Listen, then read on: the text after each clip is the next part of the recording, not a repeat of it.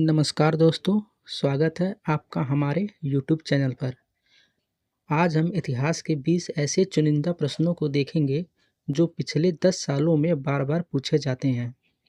आज मैं आपको ऐसे ही वर्ड टू वर्ड ट्रिक्स बताऊंगा कि प्रश्न देखते ही उत्तर आपके दिमाग में खुद ब खुद आ जाएगा। हिस्ट्री का एक भी सवाल आपसे नहीं छूटेगा। चलिए बिना देरी के शुरू करते हैं आज का पहला सवाल। इतिहास का पिता कहा जाता है। इतिहास का पिता किसे कहते हैं? हेरोडोटस को। जैसे इतिहास इतिहास किसके बारे में लिखा जाता है? हीरो के बारे में। तो हीरो से याद आ जाएगा हेरोडोटस। ठीक। सेकंड क्वेश्चन है, सिंधु सभ्यता प्रसिद्ध थी। तो सिंधु सभ्यता किसके लिए प्रसिद्ध थी? सिंधु सभ्यता के लोग प्लानिंग करते थे। प्लानिंग प्लानिंग का मतलब नियोजित, इसलिए याद आ जाएगा सुनियोजित। सिंधु सभ्यता प्रसिद्ध थी किसके लिए? सुनियोजित के लिए। और ऐसे भी सिंधु का स और सुनियोजित का स मैच कर रहा। सिंधु सभ्यता के लोगों का व्यवसाय। तीसरा क्वेश्चन है कृषि है। चौथा क्वेश्चन है सिंधु वासियों की मुख्य फसल जौ और गेहूं। तीसरा और चौथा क्वेश्चन का ट्रिक देख लीजिए। गांव में लोग सब सुबह सुबह क्या करते हैं? जग जाते हैं। गांव में लोग सुबह सुबह जगते हैं और जगने के बाद कृषि के लिए चले जाते हैं। गांव में लोग सुबह सुबह जगते हैं, जगने के बाद कृषि के लिए चले जाते हैं। तो जगना जगना जे फॉर जौ, जी फॉर गेहूं। तो सिंधु वासियों की मुख्य फसल क्या है? जौ और गेहूं। और कहाँ चले जाते हैं सुबह सुबह? कृषि के लिए। तो सिंधु सभ्यता के लोगों का व्यवसाय कृषि हो गया। तो क्वेश्चन तीसरा और चौथा का ट्रिक ये है। ठीक।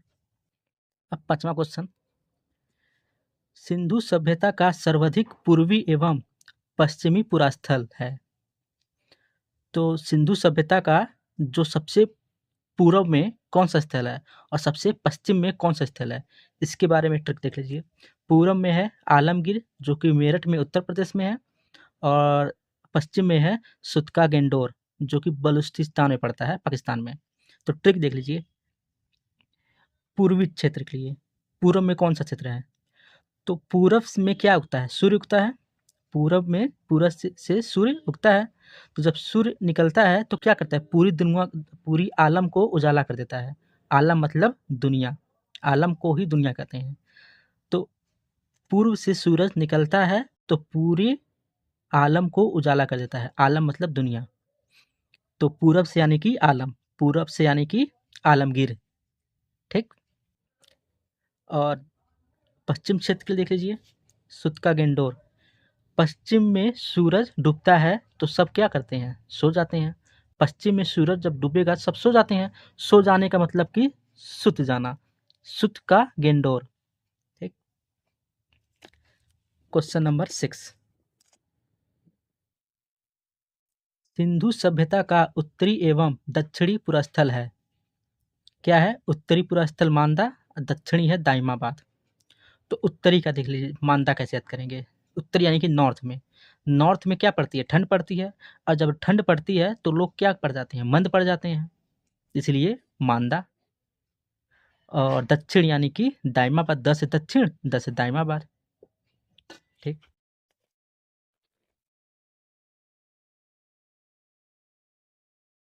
हड़प्पा सभ्यता के बारे में सबसे पहले जानकारी किसने दी थी? हड़प्पा सभ्यता के बारे में सबसे पहले मैसेज किसने दिया था? सबसे पहले मैसेज मैसन ने दिया था। मैसेज से मैसन याद आ जाएगा। मोहनजोदड़ो एवं हड़प्पा की पुरातात्विक खुदाई के प्रभारी, जो खुदाई का प्रभारी होगा वो अनुशासन में रहेगा। और जो अनुशासन में रहेगा तो अनुशासन में कौन रहता है? मार्शल रहता है, इसलिए सर जॉन मार्शल। हड़प्पा की सभ्यता थी कांस्य युगीन। तो ये ऐसे याद कर लीजिए कि हड़प्पा की जो सभ्यता थी वो कांस्य युगीन थी। हड़प्पा के लोग कांच कांच यानी कि कांसे, कांच की तरह चमकते थे। हड़प्पा के लोग कांच की तरह चमकते थे। तो कांच से याद आ जाएगा कांस्य युगीन। सिंधु सभ्यता की लिपि थी चित्रात्मक। मिस्र के राजा कहलाते थे फराओ। मिस्र के राजा कहलाते थे फराओ। याद कैसे करेंगे? मिस्र के राजा फ्री होकर राज करते थे। मिस्र के राजा फ्री होकर राज करते थे। फ्री से क्या याद आएगा? फराव। खरोष्टी लिपि लिखी थी। खरोष्टी लिपि, जो खरोष्टी लिपि है, खरोष्टी से क्या याद आएगा? खरोच। जब किसी को खरोच लगता है तो क्या होता है? उल्टे हाथ से लिखते हैं, उल्टा हाथ चलता है। जब खरोच लगती तो हाथ उल्टा चलता है। उल्टा चलने का मतलब दाएं से बाएं। स्वास्तिक चिन्ह देन है सिंधु सभ्यता का। स्वास्तिक चिन्ह किसकी देन है? सिंधु सभ्यता का। स से स्वास्तिक, स से सिंधु। आदि मानव की सर्वप्रथम सीख। आदि मानव की सर्वप्रथम सीख क्या है? आग जलाना।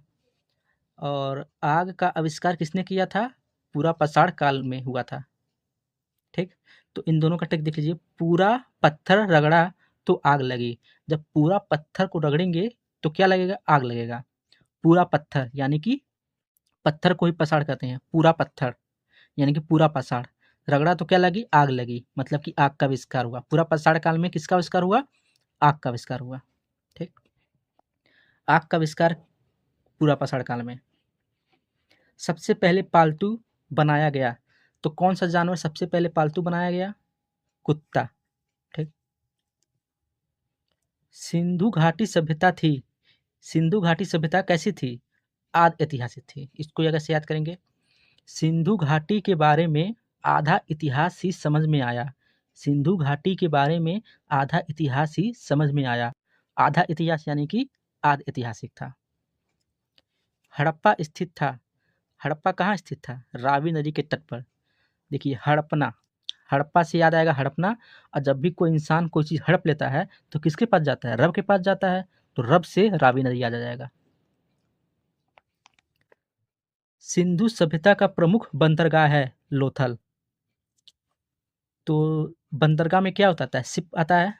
और शिप हमेशा कैसा रहेगा? खाली तो रहेगा नहीं, लोड रहेगा। तो लोड से लोथल। बंदरगाह से क्या याद आएगा? शिप याद आएगा।